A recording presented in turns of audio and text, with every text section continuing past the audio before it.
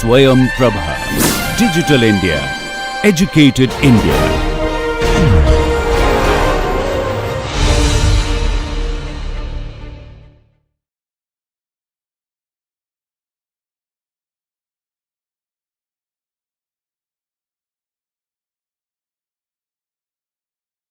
This is my first time teaching in something like this.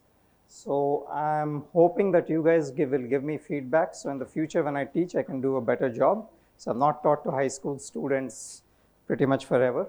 So you guys will help me become a better teacher, okay? So the other thing is, you guys can stop me at any point. If you have any questions, please ask your questions. And the goal is not to cover a lot of material. It's more for you guys to understand. So whatever you guys are interested, you tell me. We'll try to focus and help you. Okay, so as I was introduced, there were some buzzwords that you heard. And so so my name is of course there. I'm Praveen, and you can call me Praveen also. And I'm I'm an experimental physicist. Okay, so I'm associated with the physics department and the electrical department. My background happens to be in this for you to also know, because you're thinking of your careers ahead, how your career may progress. My own journey is a bit circuitous. So I got through JEE, I got into ceramic engineering at what was at that point ITBHU. And so from there, I went from ceramic engineering into a master's in material science. Then I said that I want to do something else. So I tried doing a master's in electrical engineering. So I did a master's in electrical engineering, and then but my advisor happened to be in physics, and now finally I'm a faculty in physics. So it has slowly, so it doesn't mean that if you start one place, you have to end at that place. You guys will have your own journeys. So what you're going to see is, I'm going to talk about, as I said, I'm what they call an experimental physicist. So as you know, there's usually in physics, we talk about experiments. And so one thing you should understand is this notion of physics, chemistry, mathematics, whatever we have. Yes, there are some general divisions, but ultimately knowledge is knowledge. And so a chemist will also work on closely related stuff. Many other people work on closely related stuff. We have established certain boundaries because we want to teach in a certain way. We have learned in a certain way. But as you go further and further into knowledge, it all becomes the same. What I do is, of course, experiments, which means there is a lab. We do some hands-on work. We get some data, we analyze, and we try to understand how nature works and how to use it. I'm not sure how your lab, have you guys been to any labs? You have visited many labs. You guys are welcome to visit my lab also if you guys have time. And so the kind of things I work on, so I'll try to give you a brief flavor of what is the type of research I do. And so I've put a title, Nanoscale Magnetic Spectroscopy and Imaging. I'm not imagining that you understand the title. That's not the goal. But I'm hoping that by the time we finish, you will have a better idea of what the title means. Okay? So we're going to go through this and try to understand these terms. What are these terms?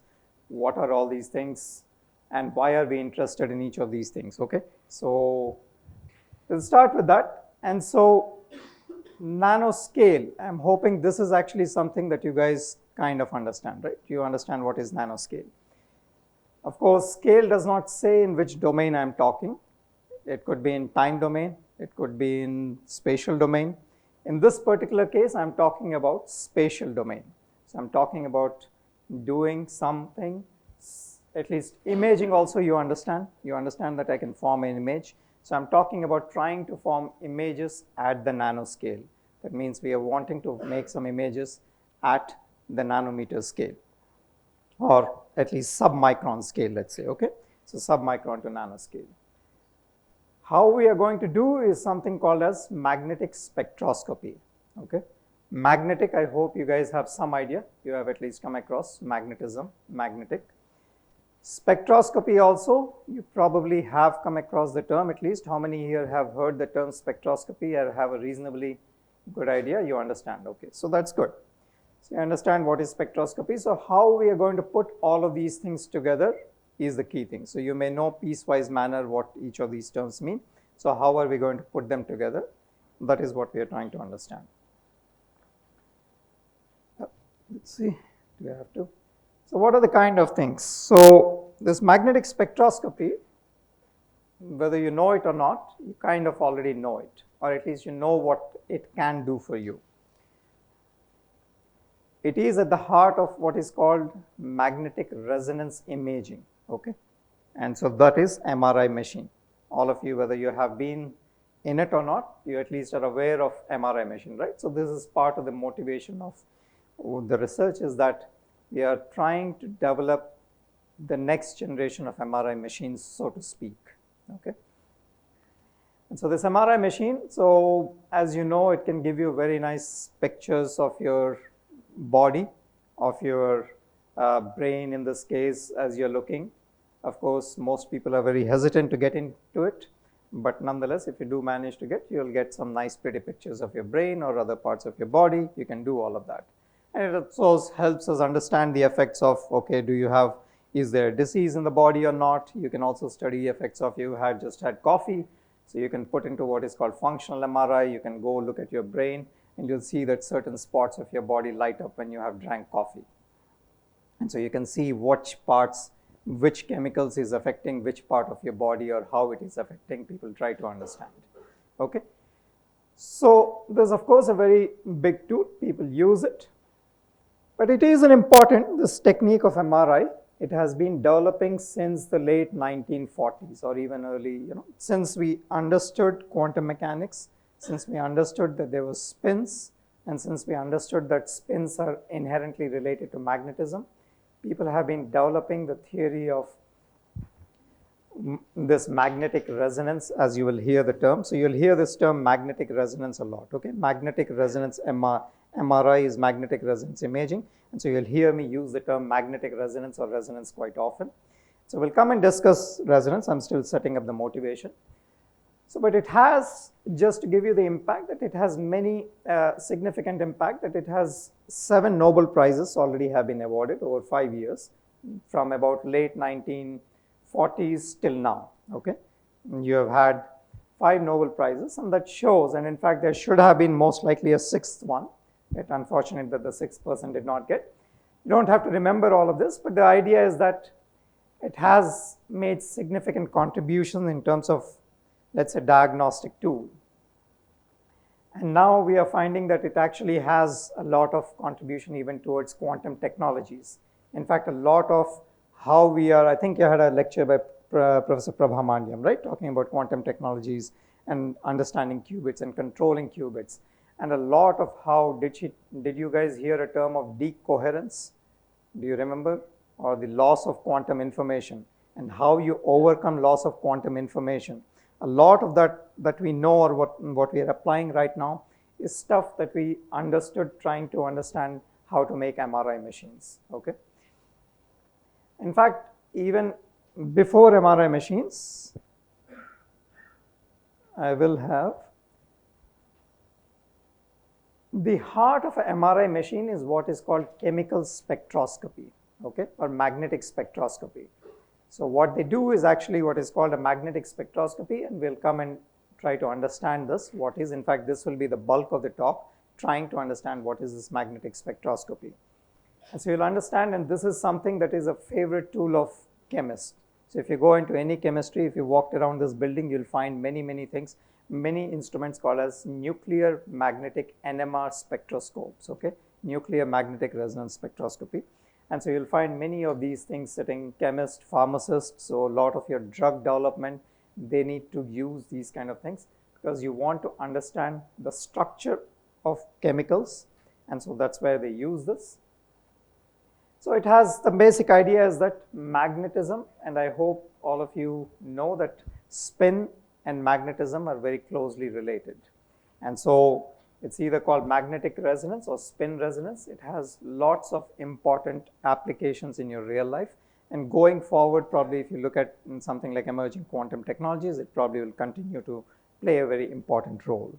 So that's why we kind of try to do this kind of research and understand, push it further. Yeah, so I should actually point out, one of the issues here is that you have this MRI machine and you can get this very nice looking image. I have not put a scale bar, but hopefully all of us know the scale of a human head here. You know approximately the size of this. So you can kind of guess what is the resolution in image, okay? And about the best we can do is maybe 100 microns routinely, maybe 50 microns if you put it in a state-of-the-art research. With this kind of conventional MRI techniques, you can reach maybe tens of microns, okay? And not so good.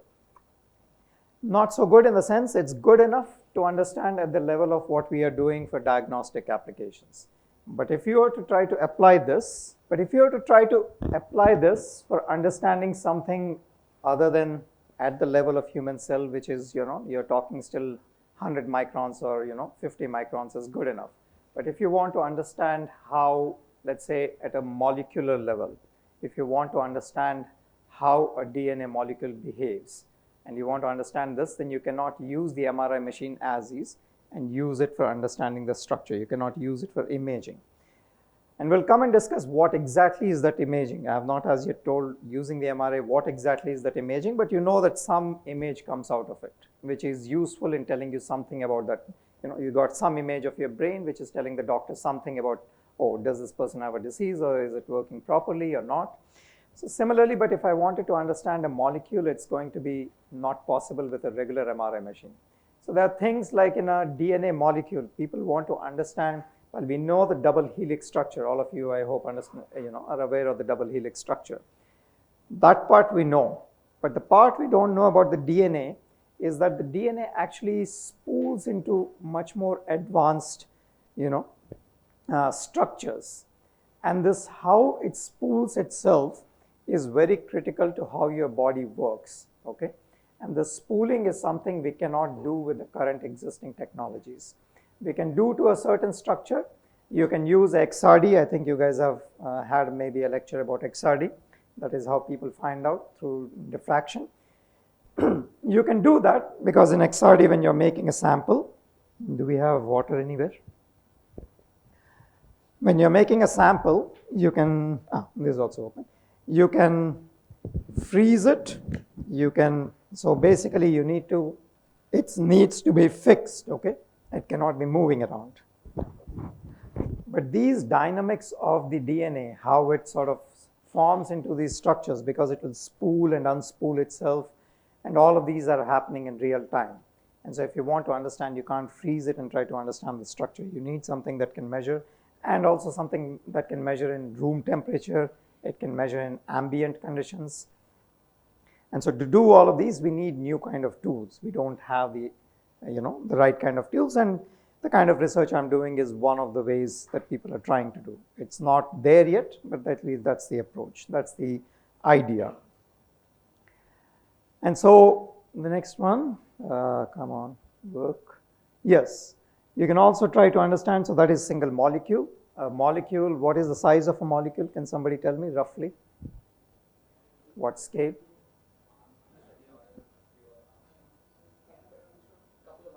Couple of angstroms. You could have longer molecules also. DNA will probably be longer and will be a bit bigger. But then you go to single cellular level. Can somebody tell me what is the length scale of a cell? Of microns. So you want to understand something at the cellular level again, that you cannot again do with what exists. Similarly, we will have lots of interesting magnetic devices or other kind of devices that we are nanoscale. So all your devices, as you know, these days when you have a transistor, we are talking of what?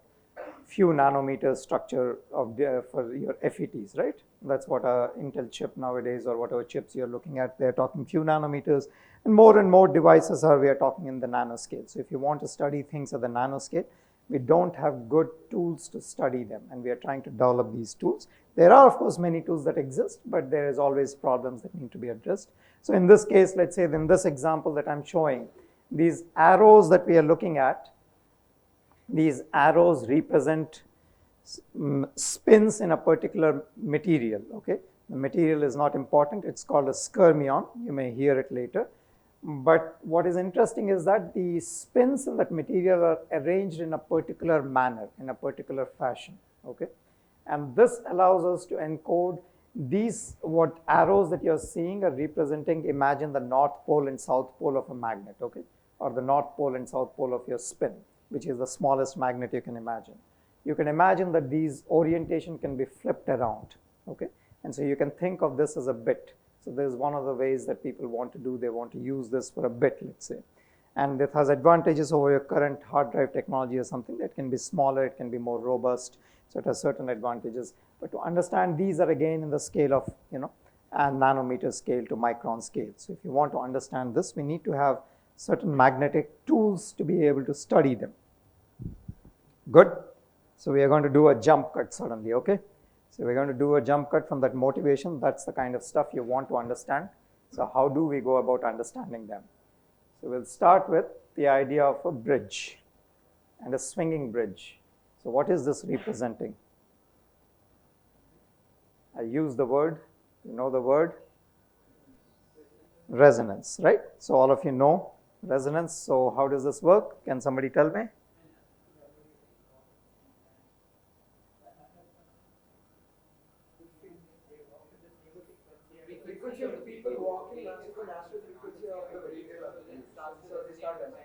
And it starts resonating. And you heard, so what is resonance? Can you tell me again? When it matches, what happens? Amplitude of the vibration increases. So the response of the system is maximum at the resonance frequency. So we'll go and discuss. But the idea is this, of course, there's the Millennium Bridge in London, which collapsed when people started walking. And in this particular case, of course, they're not walking in lockstep. Sometimes when armies are going, they'll walk in a lockstep. So it's not a precise frequency, but there were enough number of people all walking enough at the same frequency that it drove it into its resonance. So do you know about what is the resonance frequency here, roughly, of this bridge? Can somebody take a guess? What would be the, so you said natural frequency has to match the frequency, right, the drive. So what is the approximate frequency? Can somebody take a guess?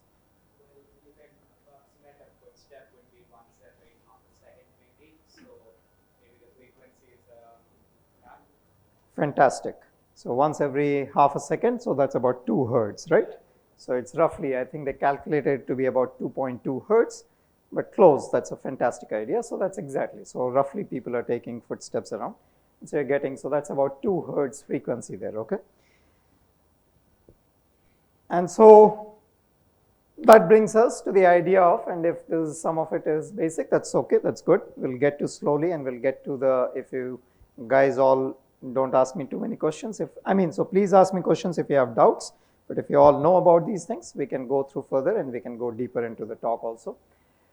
So yeah, so we'll come back to the idea that oscillators and resonators, these two words, I hope I want to emphasize, and I'm going to, even if you know, I'm going to emphasize some of the basics here, because oscillators and resonators play a very important part in your life. You may or may not know it, but they play a very crucial part in all of your technology, okay? Even how the body works and how many things work based on this. And so most of you are probably aware of the problem of mass with a spring, and you're aware of what is called the simple harmonic oscillator, right? All of you have heard the term simple harmonic oscillator, which is one of the most annoying terms to me in all of physics, because there's nothing particularly simple about it. You'll keep doing your PhD, and even after your PhD, and you'll still be dealing with the simple harmonic oscillator, and you're like, damn it, when do I get to the complex part? And there's enough in the simple harmonic oscillator that you can spend your entire lifetime, even now, just dealing with the simple harmonic oscillator. And there's, of course, an approximation. There are complex oscillators. It's just that so much we can explain just using simple harmonic oscillator, and even just understanding with a simple harmonic oscillator takes enough time that getting to the more complex one, is tedious. So, but this plays a very important part, this simple problem that you may be doing for your whatever entrance exam or whatever you're trying to, or whatever exam in general knowledge that you want to learn. But this plays a very important part in your life. It plays an important part if you're, if you're interested in arts, if you want to play a guitar. There is, of course, a resonator. So what is the resonator here? Can somebody tell me in the guitar? Strings. So you pluck, you have standing waves on the string. So you have resonances in the string. Now the next one, so let's see, so guitar we know, so atomic force microscope cantilever. Has anybody ever heard? How many here have heard atomic force microscope cantilever? Good, 2 of you. All right, more hands going up in the back. All right, so someone in the back then, tell me what is atomic force microscope. Can somebody give him a mic? Is there a mic that can be passed around? Ah, you have a mic, right? Yeah, everybody has a mic. There's a cantilever and it vibrates at a frequency and it measures the distance of the surface below it. And it gives like the surface image. It gives the Surface image. surface Image. image, right. Fantastic. That's an excellent answer. What you're seeing here is this cantilever. So forget the chip. The chip is just something to hold the cantilever. But this is a cantilever, which is basically a diving board. So you have a diving board. Now this diving board is a mechanical structure which will have its own natural frequency. Okay. So and if you can drive, it will have its own resonance frequency. And this actually can be used to measure the distances, as he said, from a sample. So you have a sample whose image, whose what is called the topographical image, let's say. So it has certain variation you can measure. The thing, of course, to be important, and this itself also, so the important thing here is to understand the dimensions and what is the scale of image that it is providing you. This here, the width here or the length here is about the width of your hair, okay? So that's about 100 microns. So that's about the length of your, the length here is the width of your hair, okay? So it's a tiny thing. The width, the thickness of this cantilever is about 2 microns, okay? And so the width you can measure out from that. And at the end of it, there's this sharp tip. The sharp tip, the radius here will be probably about 10 nanometers, okay? And so these are things that we can make. These are things, of course, now you can routinely buy. And when you do this, this has its own resonance frequency. It can do, it can create. And so what it does is, what it is being actually used is that if you put a sample, and the sample will be typically of the order of, 10 nanometers or, 50 nanometers at most. 50 is too far away. So something of the order of angstroms to nanometers, it will feel a certain force with the sample. The force, the most primary force is van der Waals force, okay? But it could be magnetic force, it could be electrostatic force, whatever is there in the sample.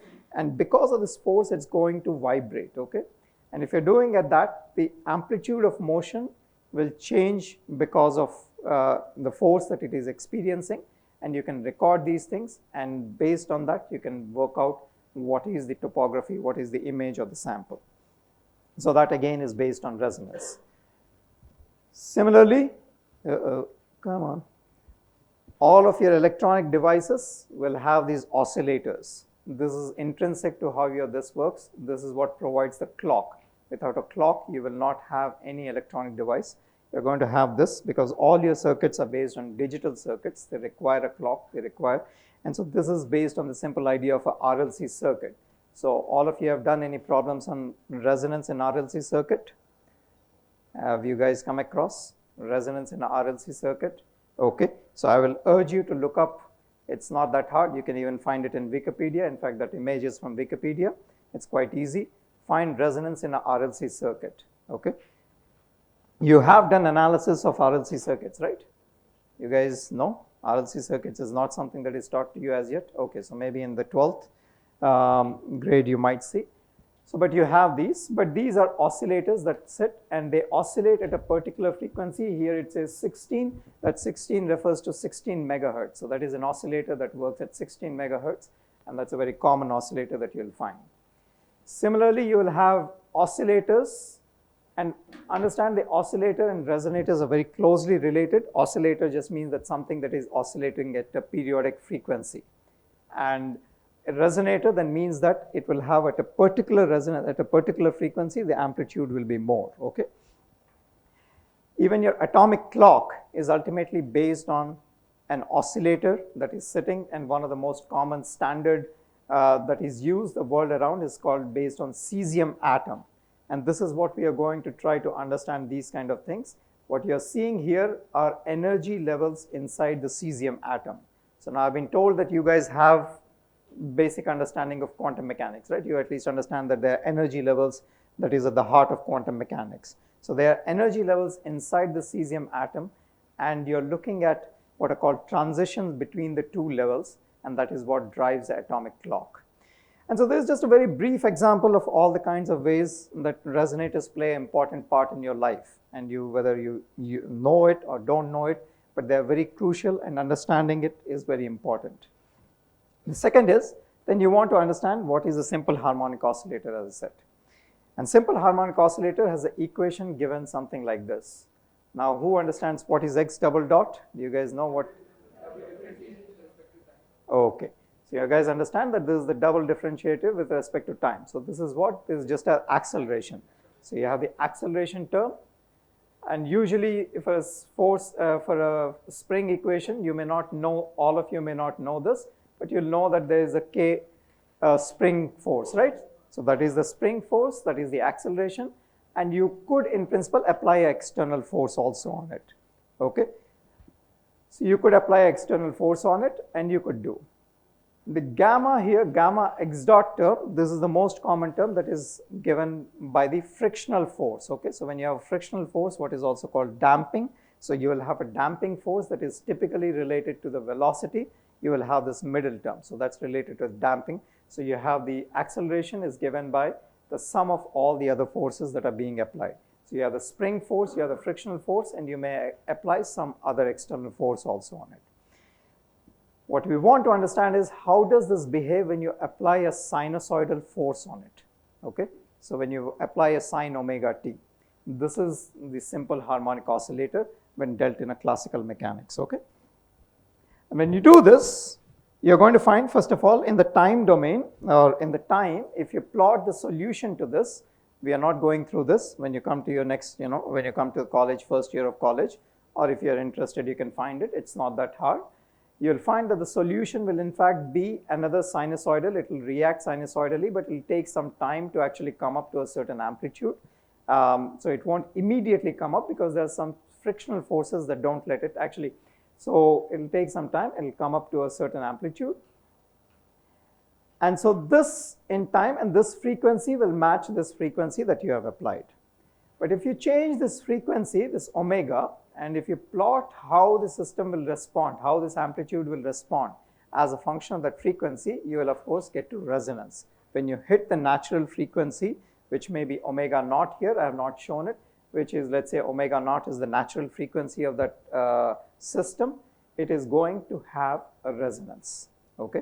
This is what is called the resonance curve. So you will have an amplitude that is maximum at a certain particular frequency when it matches the natural frequency. And so this is stuff, you can have the quantum mechanical version of this. What is the quantum mechanical version of a simple harmonic oscillator? Is that if I have two energy levels, so sorry, that is a screen that will reflect. If I have two energy levels, okay? So now in quantum mechanics, you can have many, many energy levels. I hope you guys remember this. So there, if you can cause a transition between any two energy levels, again, what we are doing is that there is an energy which is given by delta E, and in this case, forget the HF part for now. So you have two energy levels which are separated by some energy delta E, okay? And this delta E as a function of frequency, so if you were to apply a photon here, if you try to cause a transition, so I think you have been told about ground state and excited states and other things and how you can cause transition. So if you were to apply a light of a particular frequency or a particular which is equivalent to a particular wavelength, at a particular frequency, it will cause a transition from one to the other. And this will be maximum when the frequency matches the separation here. This of course seems intuitive that, okay, I have two energies separated by two, then the energy of the incoming photon that will cause the transition has to match it. But that will give you the same resonance curve that I showed you before. So this is, just to remind you of what is the, and here I do want to bring out, so we had previously, so one aside which is not central to our understanding of what I'm going to talk about is what is the relationship between this, you have the sine wave here in the time domain, It's not purely a sine wave. It is sort of, it's ramping up slowly. And you have this spectrum. So all of you understand that this is a spectrum, right? Something plotted as a function of frequency is called a spectrum. Is this something all of you said you have heard of spectroscopy? So I hope you understand that this spectrum is whenever you see things plotted as a function of frequency. Yes.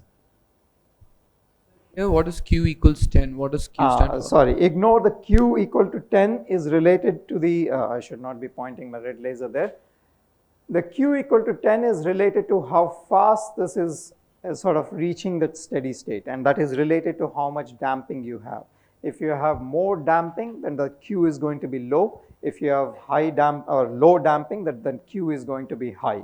Okay, so you want, and it depends on what particular technology you're working. If you want an oscillator sitting in your electronic device acting as a clock, then you want the q to be very, very high. You don't want it to, you want it to stay oscillating for a very long time.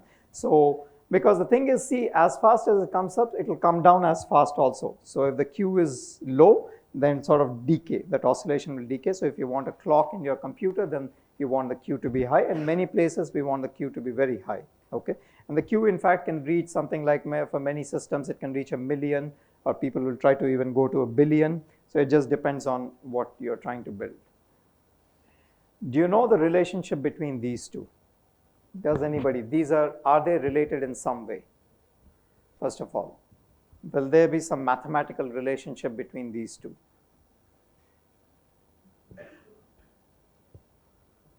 Does anybody? So this is something that, somebody said something? Okay. Okay.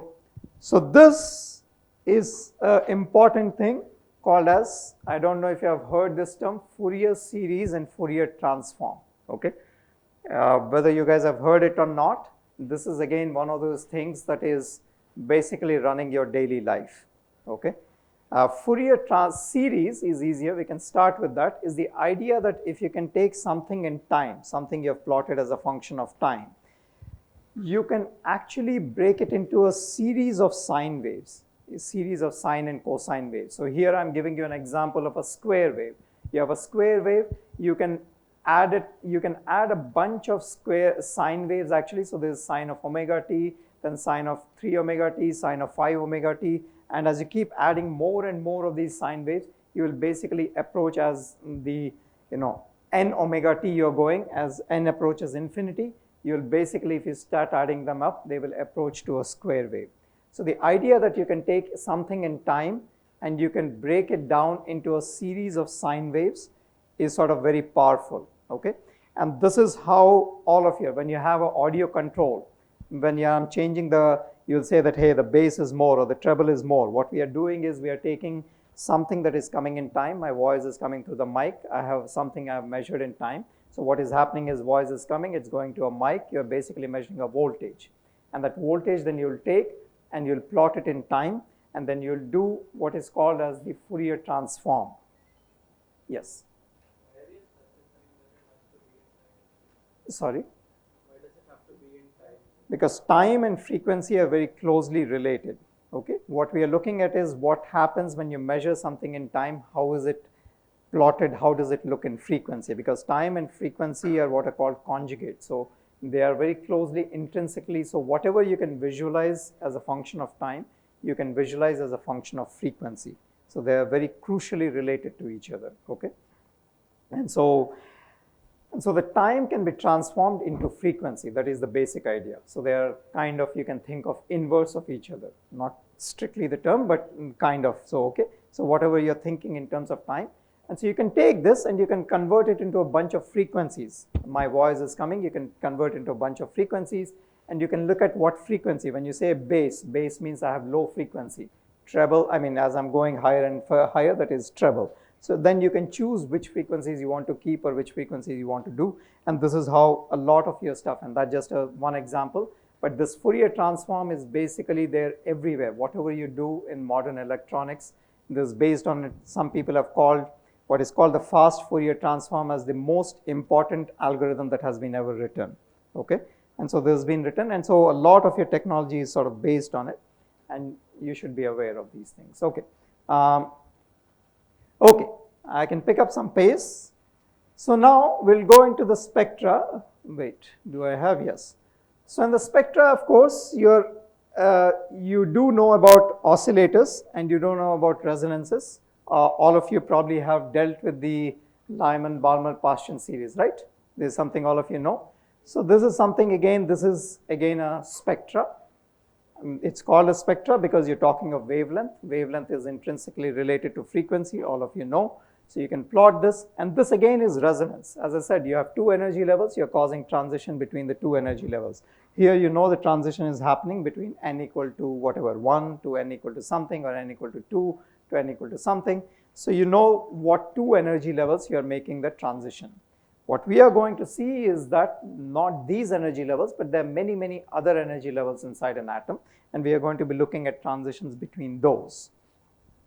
But before we jump to that, before we jump to which energy levels are important for my research, we are going to first discuss this idea of resonance and how we can use it. Why is it so powerful? And the idea here is that, as I told you, it is part of clocks, okay? So your everyday technology works on this. This is a very crucial thing. This is also a selective and effective way of controlling a physical system. And this is what, let's say, Professor Mandyam was talking to you about qubits. So when you have a qubit, you want to control a certain qubit. A qubit will have a certain energy separation between its two levels. So if you have many, many qubits, you can say that, hey, I have these qubits. I can pick this particular qubit, and I know the energy separation that is related to it. So I have a specific energy at which it is happening, and I can control it using that particular energy, okay? And it tells us about the internal structure of an atom. And so for all of these things, we should understand what this resonance curve. So you should look at this resonance curve carefully, and you should understand what is the things that you should be careful about. So the things that are there is you have a resonance curve. So this is plotted as a function of frequency. You have said how the system is responding. The x-axis here could be many different things. It depends on the experiment, or it depends on the particular device that you're using. You could be looking at light intensity. You could be looking at the motion of a spring, of a mass on a spring. So that could be many different things, depends on the exact thing. But some response of your system is reaching a maximum. What you need to pay attention to is where is the maximum happening. That's important. You should pay attention to what is the width of this peak.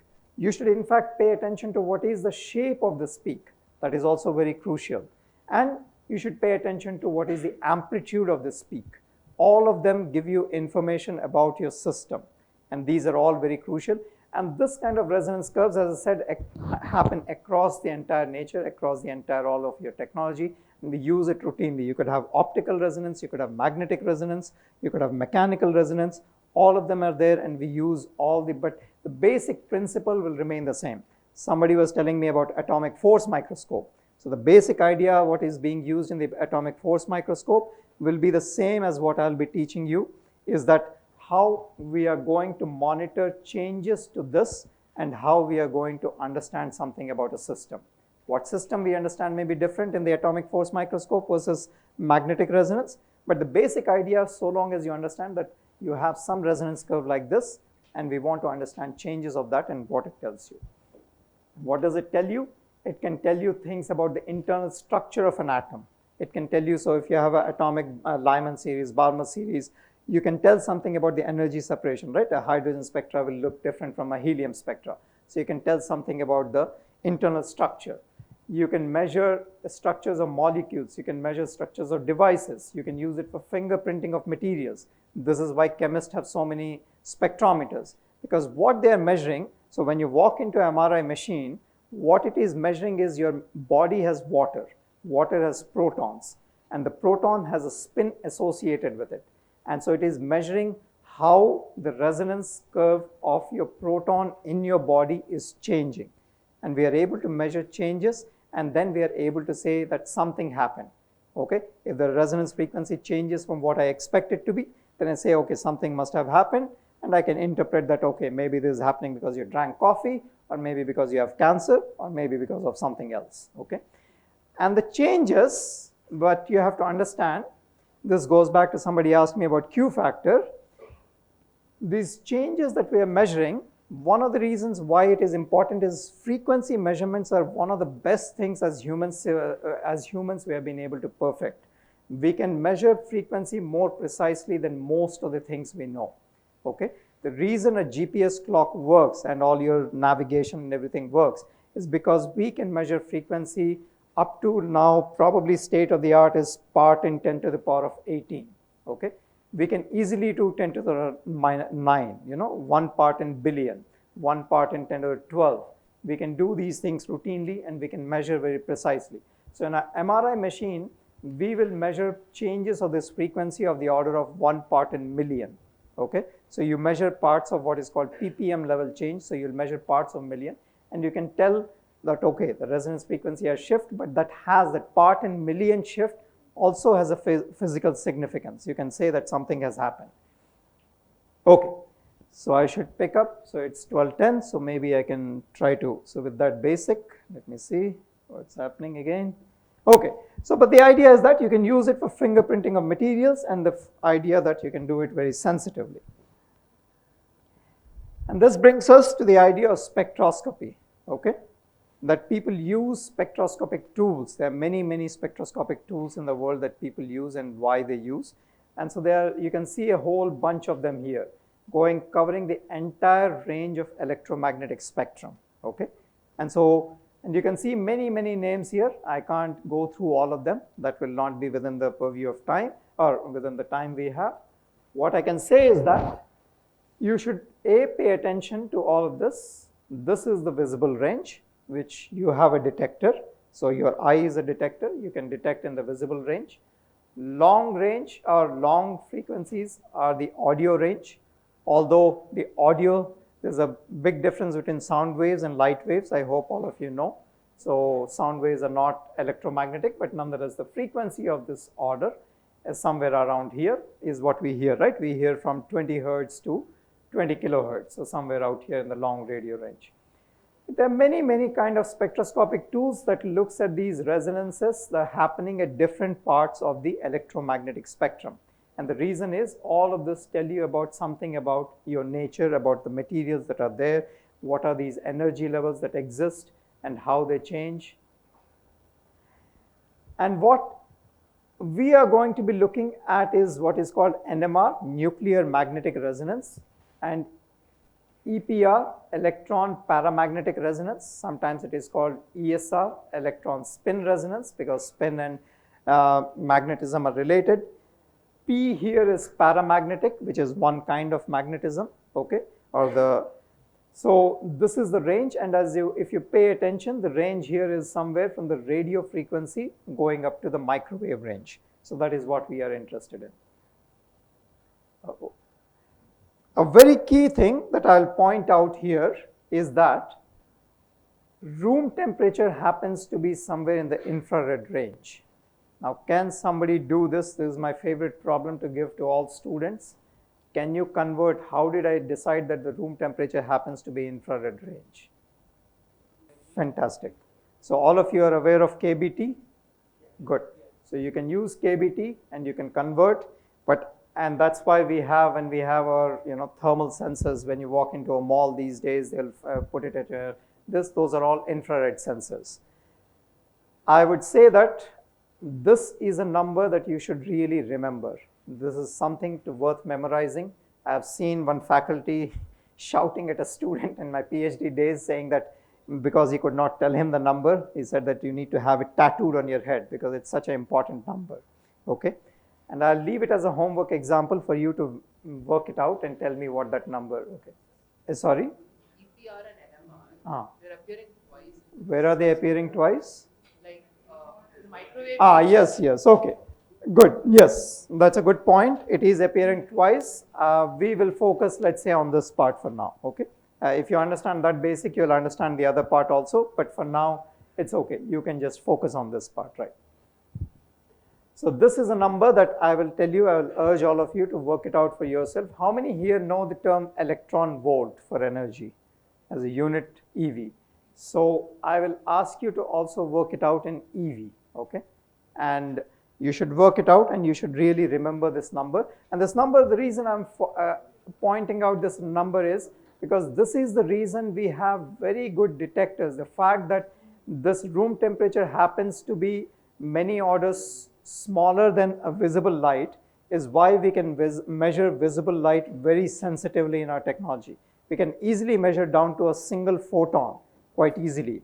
We can have detectors, but if I want to measure microwave down to a single photon, I cannot do.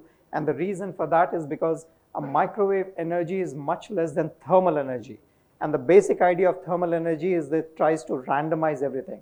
So if I want to measure microwave energies, which are separated, two energy levels that are separated by much smaller than room temperature, I can't do it because the electrons, because of thermal energy, they'll just go get randomized and they won't sit where you want them, okay? So you should understand this, the implications of this for technology, okay? Okay, so let's go and try to understand. So we won't have, so this is the basic idea. Okay, so we have, how much time do I have left? Am I already running? Can somebody tell me? Oh, yes. By that logic, how does radio work? Because shouldn't that thermal disruptive randomness? It does, yes, it is, but what radio is doing is it's measuring a lot of photons essentially, okay? It doesn't have to rely on a single photon. So if I want to go to a quantum technology, then I want to measure down to a single photon. But for normal, so that's how even EPR that I said, even that is sitting somewhere far away.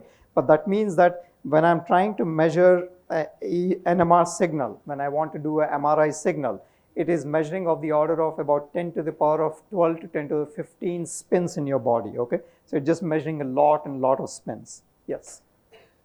Sir, like if I flash light on some photon, it need not always come back to the detector itself.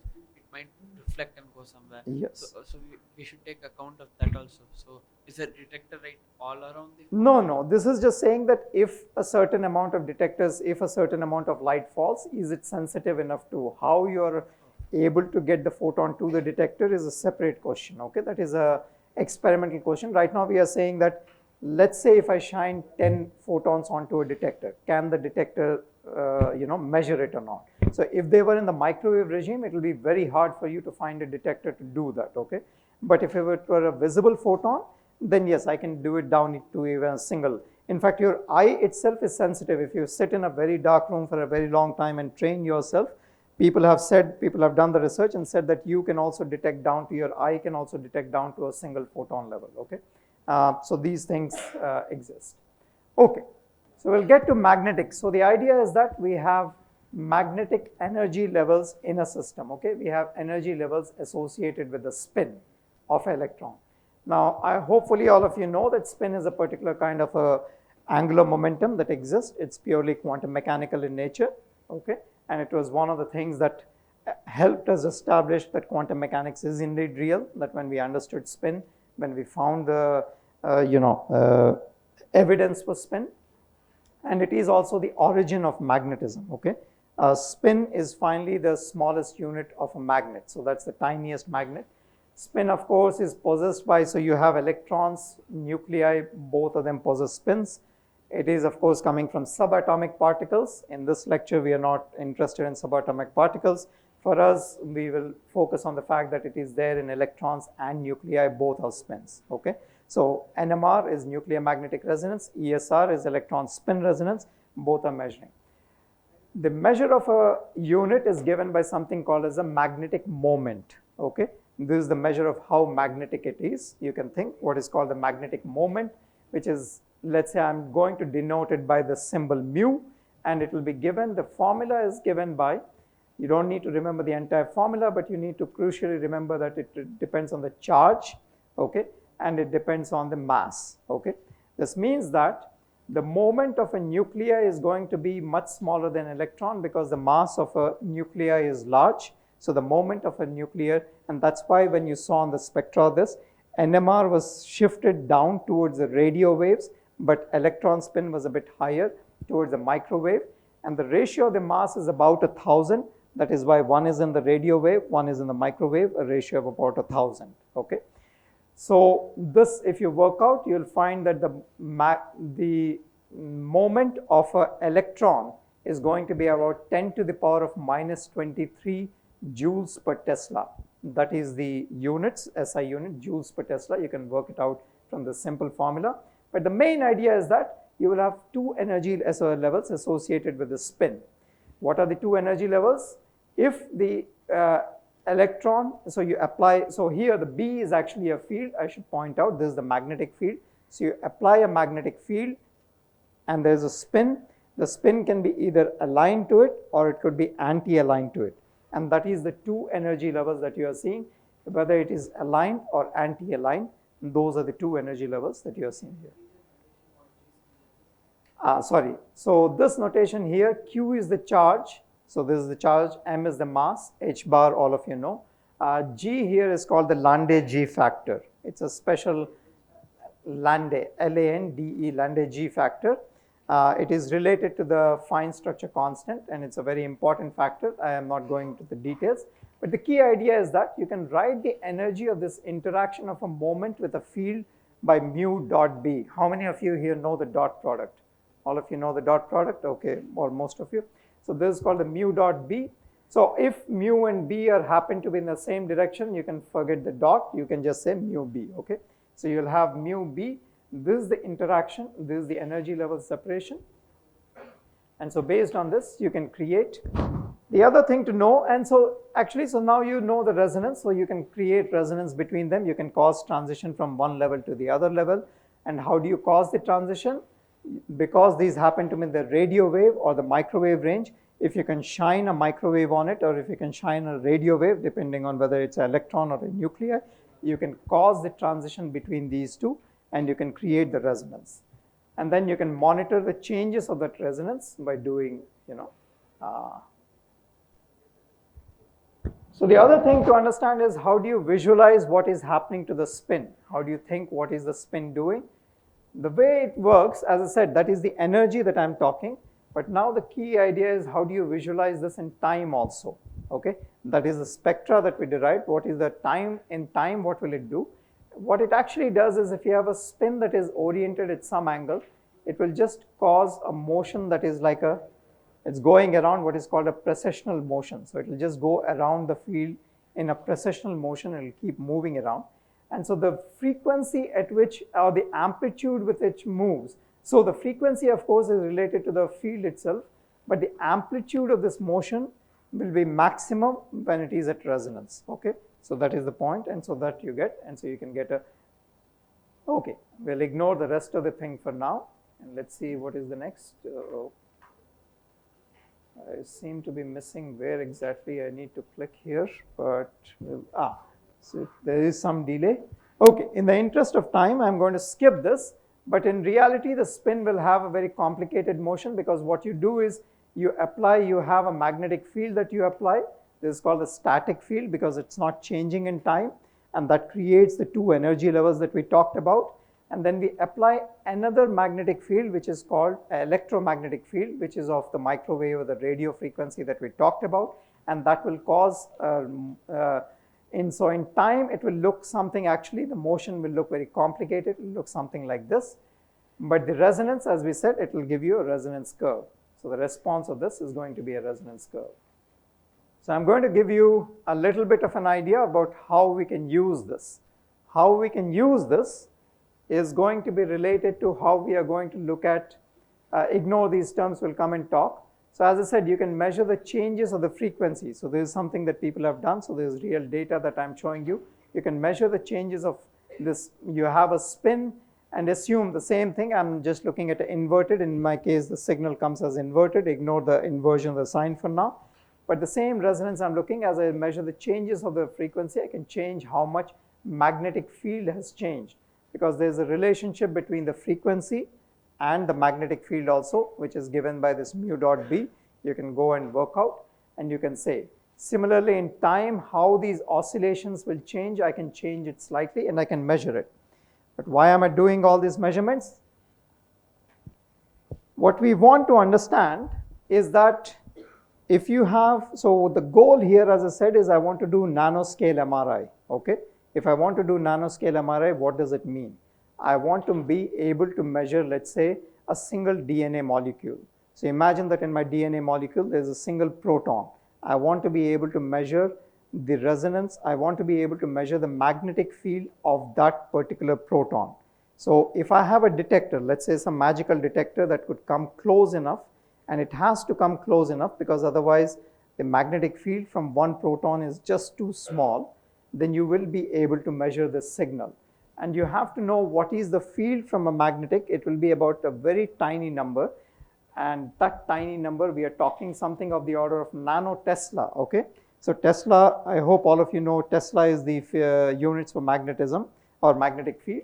And so here if you're seeing this millitesla, and the changes that you're measuring is what they are showing is of the order of microtesla, but actually we want to go down to a nanotesla and be able to measure it, okay? And so what you can do is you can measure how the spin as it's moving around, how is it moving in time as it's going about, if its frequency is going to change ever so slightly because of the presence or absence of a proton, okay? So because of the presence or absence of a magnetic field, the frequency will be shifted ever so slightly. You may go from the red curve to the blue curve or the blue curve to the red curve, and you want to be able to measure those kind of changes. And somebody had asked me that, oh, NMR comes in two different places. So there's a third way where you are actually measuring not the shift of the frequency, but you're actually measuring the changes to the line width, okay? Ignore what they're plotting here, but what they're measuring is the changes of the line width here. How is it broadening or reducing? And that will give you access to that lower frequency things that you saw, okay? So you're going to, so we have just 2 or 3 slides. I will show quickly for my, so this is a NMR spectra, ppm. So this is how they're able to measure slight changes in your MRI, you know, the frequency of a proton in your body, and they can make the signal. In the interest of time, I'm going to just briefly tell you in 2 slides, or I'll wrap up in 5 minutes, about the kind of research we do. So that was all a background information, but that's an important background information. If you understand, then if you're interested more, we can always discuss more. Is that how are we trying to improve on the MRI machine? What are we doing next? And so as I said, the current MRI machine requires you to measure about 10 to the power of 15 spins, and this limits the resolution because it's not sensitive enough. So what we do is we start with a diamond sample, okay? We start with just a diamond. And diamond, as you know, is all, what is diamond made of? Carbon. And what kind of bonding structure does it have? sp3 tetrahedra, right? So this is the sp3 tetrahedra that is being represented. What is important is that we don't deal with, just as your, semiconductors are made out of doping the silicon, right? You create some, you make a very pure silicon, then make it impure by adding something to it. That is how you create, a semiconductor for our devices. Same thing we'll do is we'll create somehow some defects. So we'll take a pure diamond and we'll create some defects on the diamond, and these defects play a very crucial part in what we do. And the defect here is something called as a nitrogen vacancy center.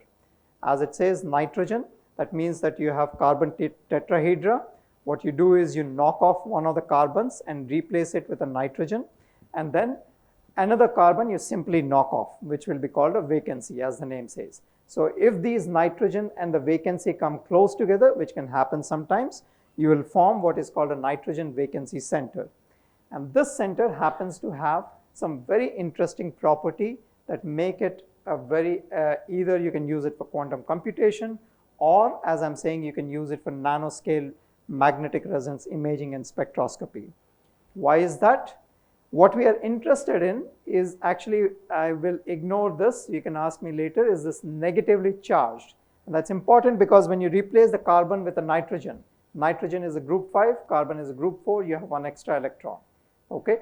You capture another electron, which gives you 2 electrons. The 2 electrons each are of spin half.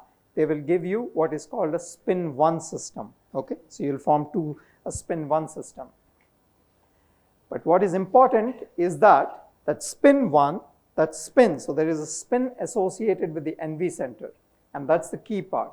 And that spin is going to be very sensitive to any magnetic fields around it. And it so happens that that line width that we're talking, which is very important, because sharper the line, easier it will be for you to measure any changes to it, right? It's actually very sharp. It's one of the sharpest that we can measure in a solid state material, okay? So it has an electronic spin, which has a very sharp resonance, and we can measure changes to it very easily. Why can we measure it very easily? There are two answers to that. Because it has one particular kind of energy level diagram. What is called, these are called energy level diagrams. These are showing all the energy levels associated with this. So this defect that is sitting inside the diamond, it is like its own special atom. So it is sitting inside the diamond, but it's like its own isolated atom sitting there with its own energy levels, okay? And so what are the energy levels associated with it? We'll come and discuss this, but I want you to understand why it is so powerful is because normally, as I told you, the spin levels are associated with microwaves. Microwaves, we don't have good detectors because microwave energy is much smaller than room temperature energy. So because of that, we cannot have good detectors. This is why conventional MRI machines cannot detect very efficiently. In this particular case, we'll find that we can actually, we can convert that microwave into a visible photon, okay? And instead of having to read it out through microwave photons, we can actually read it out through visible photons, for which we can easily have very sensitive detectors. And that allows us to do much more sensitive detection, and we can measure even down to a single spin, okay? Which is very tough by any other means, so you can measure even down to a single spin. And how does this work? We'll take another 2 minutes and we'll wrap it up. Let me see if I have. Okay, just for you to show, I should talk about the energy levels quickly. I'll try to go through this. These energy levels, these are drawn horribly out of scale, okay? The reason is I cannot draw them to scale because if I drew them to scale, this is associated with spin, this +1, -1, 0. So there's a spin 1 object. You know in quantum mechanics how it works. It'll go from -1, 0, and 1, +1. Those will be these spin states. You'll get these 3 spin states. These levels are much smaller compared to what are called the orbital levels. So you know orbital levels and you know spin, right? And so these, if you work out the energy levels, this will be about 1 lakh times smaller than the orbital levels, okay? So the orbital levels are about 1 lakh times. So obviously I cannot represent here, 1 lakh you will not be able to see. So I have to draw it horribly out of scale. But remember that this one is in the visible range, which is about 10 to the power of 15 hertz. And then you have the spin levels, which are in the microwave range, which is about 10 to the 9 range. So it's about 1,000,000 times smaller. And that's a very important thing that you need to understand. But what I'm going to do is, I have a way of converting the transitions here. I will be able to read it out, and that will be the last thing that I'll teach you. And then I know that all of you must be hungry and looking for a break, so we'll end quick. But I'll show you first is the orbital level. So the orbital level transition you can look at, and you can see this, that if I shine a green light on the diamond, you see this red spot here running through it. That is where these nitrogen vacancy centers are actually all through this piece of diamond here. But here the light intensity is the strongest. So you can see that red light coming out of it, because what I've done is I have these energy levels going back. I have these energy levels. Did the term fluorescence or photoluminescence come up anywhere in your previous this?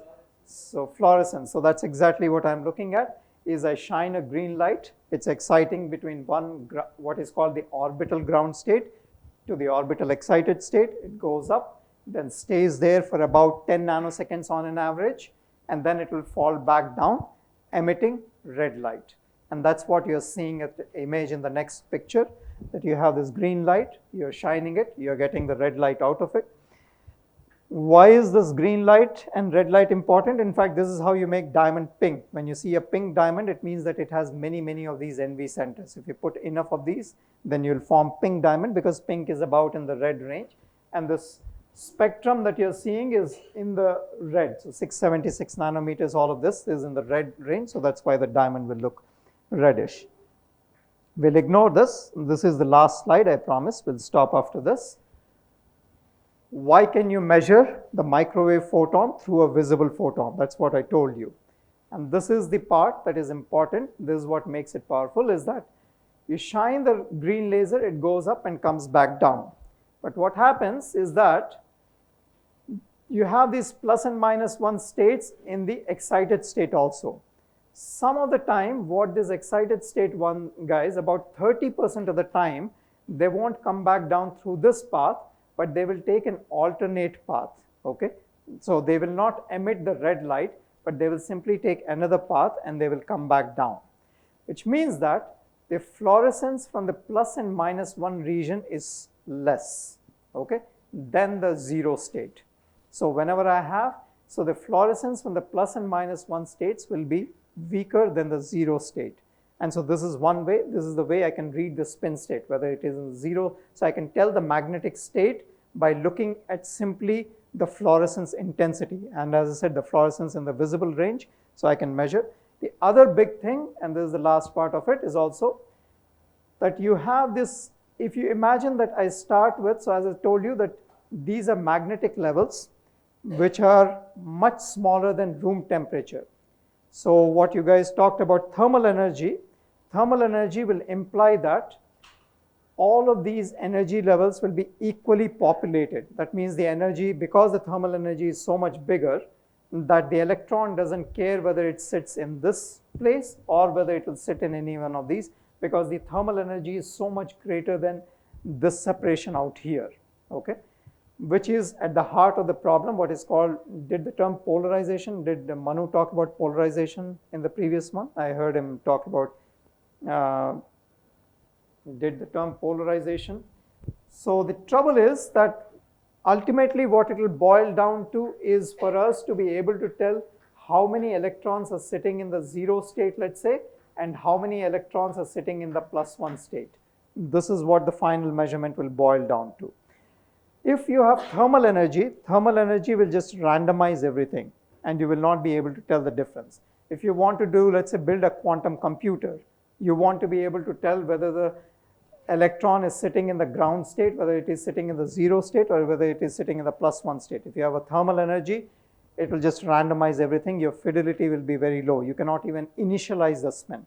So how do you initialize the spin here, or this is the same, is that if you watch the cycle, let's imagine that initially all of them are equally populated, okay? We'll start at room temperature, all of them are equally populated.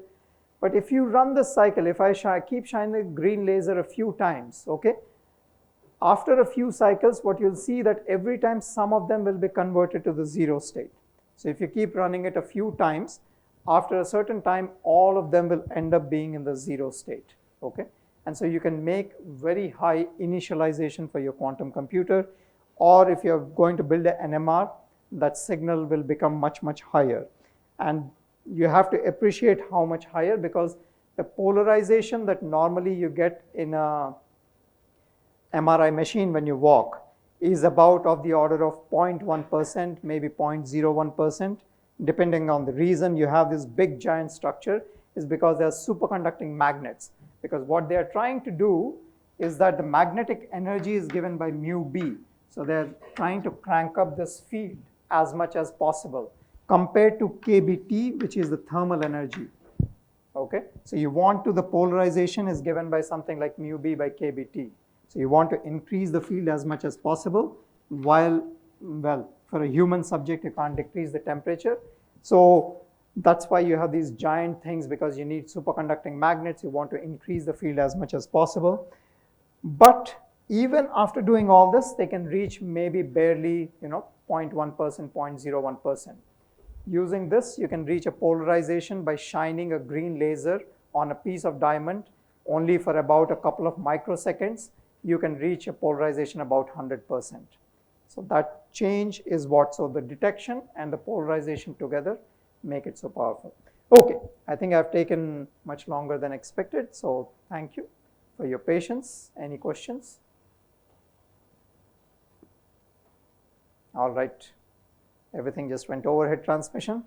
All right, so whenever you recover, if you have some questions, I'm happy to take. Yes, go ahead. Sir, you told about the shift from micro to visible range. You told about the shift from the microwave to the visible range, yeah, yes. Yeah. So, like, where is the energy coming from for the shift? So it's shifting simply, yes. So the energy is coming from here. So the energy is because I'm shining a green light. Thank you. So that's important, that